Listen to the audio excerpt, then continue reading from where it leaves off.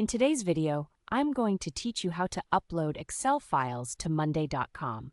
If you find this useful, consider subscribing and liking the video. Let's begin with the first method, importing as a new board.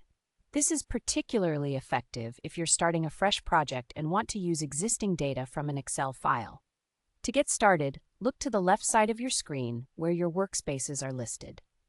Click on the plus icon, which will open up the Import menu. From here, select Import Data.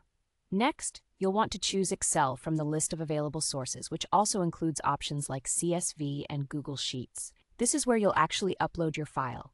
You can either drag and drop your .xlsx or XLS file into the window, or browse your computer to find and select it. Once your file is uploaded, it's time to customize your board.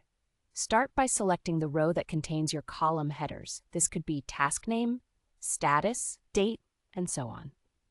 After this, choose the main column that will serve as the primary item name for your tasks. Now we'll map your columns to ensure that they match with monday.com's column types. If you have a text column in Excel that you want to change to a status column, for example, this is the time to make that adjustment. Once everything's in order, click on Create Board to finalize the import. Your data will now appear as a new, fully functional board ready for you to work with. Moving on to method 2, importing into an existing board.